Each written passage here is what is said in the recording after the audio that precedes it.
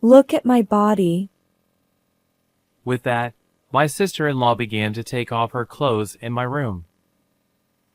I was confused as one piece of clothing after another fell onto the bed. A shirt made of soft-looking material, then pants and underwear, and more clothes just piled up. "No, wait a minute!" I panicked and tried to stop her, but she didn't stop her hands. I couldn't bear it any longer and shut my eyes tightly. It became quiet, and I realized that the last piece of clothing had been removed. Finally, when she was completely naked, she said to me again, Please. Look. "I am Luke, a 32-year-old office worker, and I have one older brother. My brother Jack and his wife Emily have been childhood friends since we were young, and the three of us often played together. 5 years ago, Jack and Emily got married, and a year later, they were blessed with a daughter named Stella. Despite the changing dynamics, the closeness between Emily and me remained the same, and we often went out together with Stella when Jack was busy. Little did I know that things would turn out like this. It all started on the day Emily took off her clothes. At the sound of Emily's voice, which seemed to be in pain, I prepared myself and slowly opened my eyes. "What?" To my surprise, I couldn't hide my shock. Emily has red-black scars and purple bruises on her pale skin. Even to an amateur eye, there were plenty of them, ranging from old to new, too numerous to count. Clearly, these were not naturally occurring, and I was taken aback. "What happened? Those marks!" When I asked hesitantly, there was a moment of silence, and she seemed to struggle with how to convey it. After about 2 minutes, Emily tearfully whispered, It was done by Jack, your brother. At first, I couldn't comprehend it. Slowly piecing together the meaning of her words, I was simultaneously shocked. "Jack did that?" Certainly, Jack had been the type to lose his temper and throw punches during childhood fights, leaving me covered in bruises. For a moment, painful memories flashed through my mind, but that was when we were kids. As he grew older, he mellowed out, and the idea of him being violent toward a woman, especially Emily, our childhood friend and now his wife, was unthinkable. For about a year now, it's been happening every day. At first, I thought it was stress from work and parenting. The situation escalated day by day, and she started receiving verbal abuse regularly. I couldn't bear it anymore. Emily continued. Today, that person forcibly kicked me out.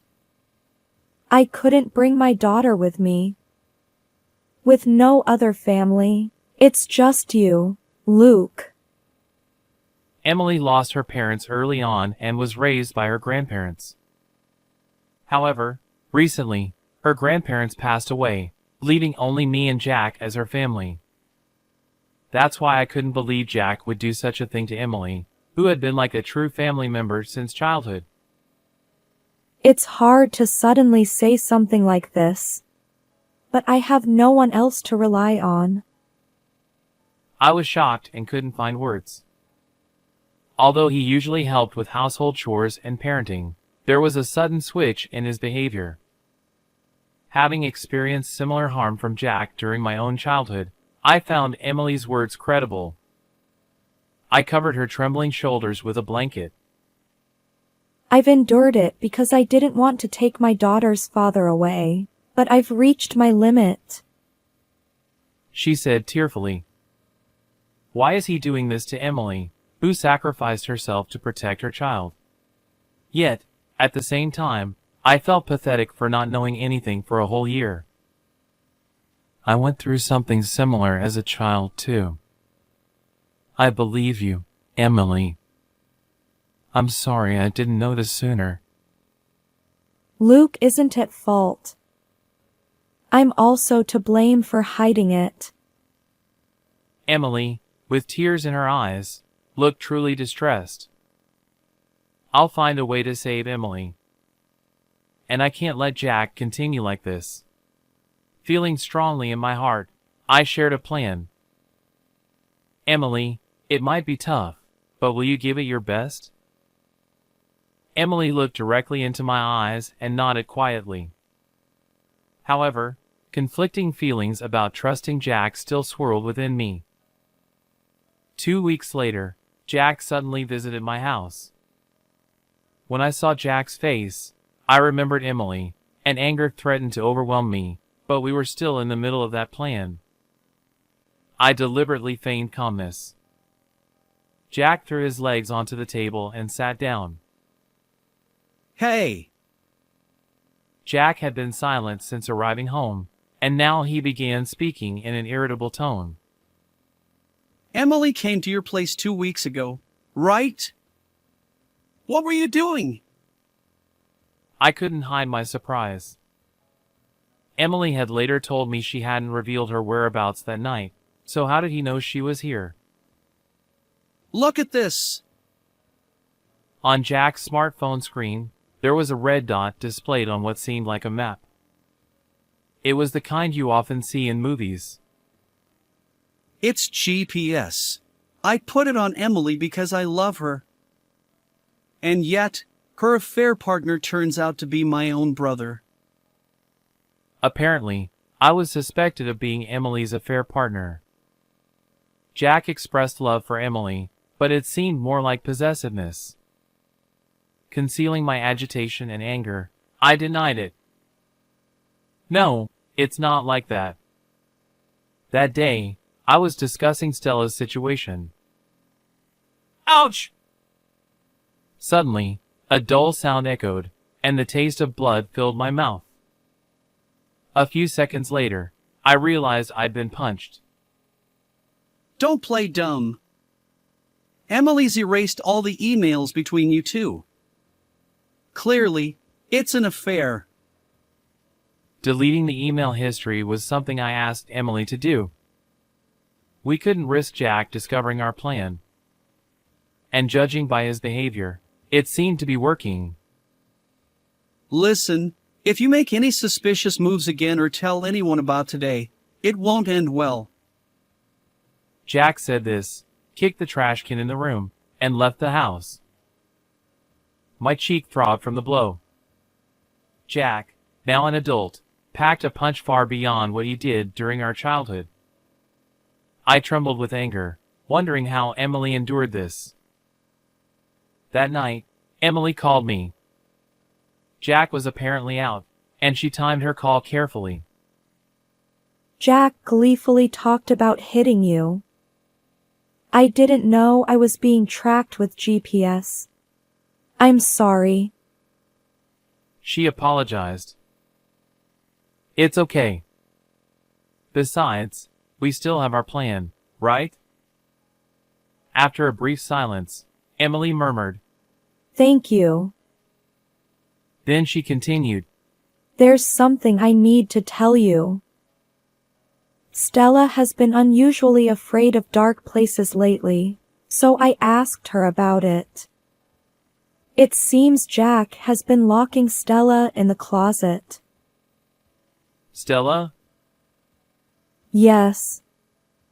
When I asked Stella, she said she was too scared to tell me about Dad. I was stunned. Jack seemed to target the times when Emily was away, and it's no wonder she hadn't noticed. Not only his wife, but also their 4-year-old daughter endured such cruelty. I must never forgive Jack. That decision echoed in my heart.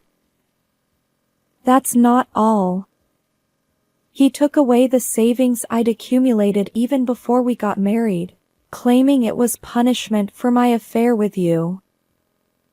That's... He even forced me to reveal my account PIN. Probably used that money for... Understood. Let's settle this soon. Is our plan working as expected? Yes. Then let's execute it soon. With those words, we hung up. The time for revenge against Jack had finally come. 2 days later, I called Jack to my house, saying I had something to discuss. Jack, being lazy, was reluctant at first, but when I mentioned it was about Emily, he reluctantly agreed. The plan was to have Emily and Stella evacuate to a safe place after Jack left the house and join the conversation via speakerphone.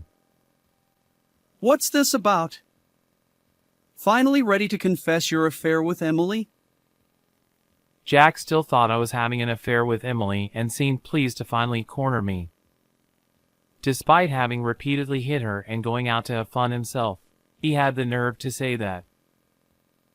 I called you here to talk, Jack.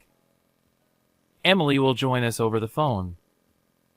First, I want you to see this. I took out a small black device from the desk.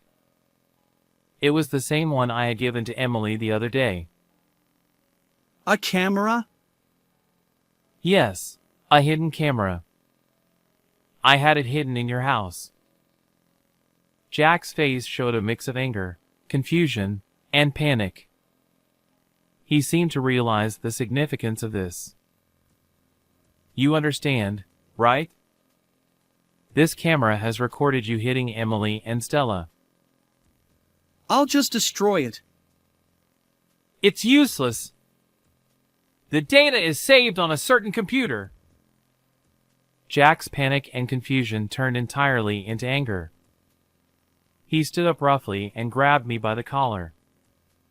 His pupils were dilated, indicating extreme agitation. You think you can get away with this? Jack started hitting me repeatedly. His punches were heavy, and each blow to my cheek caused a dull pain. When I tried to protect my face, he targeted my ribs. My whole body hurt, and tears welled up in my eyes. But there was a reason I let him do this. Eventually, Jack stopped, seemingly satisfied. Now you see who's in charge? Tell me where the computer is. The one who doesn't understand is you, Jack! Did you think I wouldn't take any precautions after you hit me last time?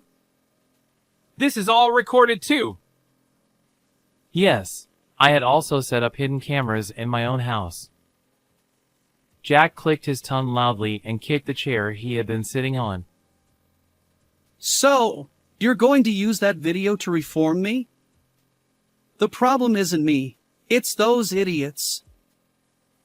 He showed no remorse, and hearing him say this in front of Emily, even over the phone, made me no longer see him as family. Jack, the video of you hitting Emily has already been submitted to the police. I said calmly, wiping the blood from my cheek. My plan was to record the daily assaults and report them to the police. I had made Emily endure it to gather evidence. I just reported it to the police, so they'll be here in about 10 minutes. The police? On the other end of the phone, Emily seemed to realize that Jack was physically hurting me and had called the police. Jack was clearly flustered, his face pale, and sweat forming. Then he said, I was wrong. Huh? I promise I won't do it again. He suddenly started apologizing. Jack's abrupt change surprised me. However, I'm apologizing here. Surely Emily will forgive me too, right? and that's what Jack said. In the end, it seemed he was just afraid of police involvement, a despicable person. I won't forgive you. You can't expect forgiveness after what you did to Stella as well. Over the phone, Emily expressed her opinion clearly. It was surprising that Jack thought he could get away with hitting his wife and daughter daily, as long as he apologized. Why? Didn't we promise to love each other no matter what?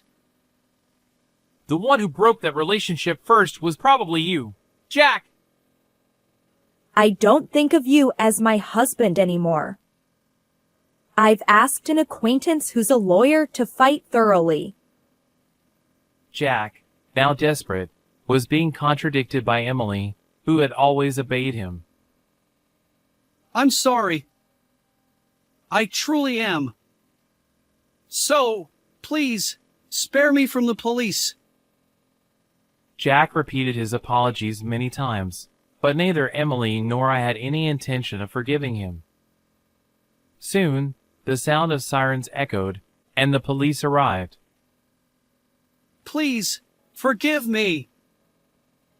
Finally, Jack started crying loudly, desperately clinging to me with a tear-streaked face. I pushed his hand away, and Jack was taken away by the police, closing the curtain on our revenge drama. A year later, Jack faced charges of assault and intimidation based on the evidence we submitted. But even in prison, he caused trouble repeatedly, and his sentence kept getting longer. In addition, he was ordered to pay compensation to Emily and child support for Stella, accumulating significant debt. Jack was estranged from his parents, with no allies left. Emily found a good person who loved her, knowing everything, at her workplace. They promised to marry. This person also had a good relationship with Stella, treating her like a real daughter. Stella gradually recovered from her trauma, and next year, she'll be in elementary school. I'm looking forward to seeing Stella as an elementary school student. How did you like this story? Don't forget to subscribe to the channel. Well then, let's see you in the next video.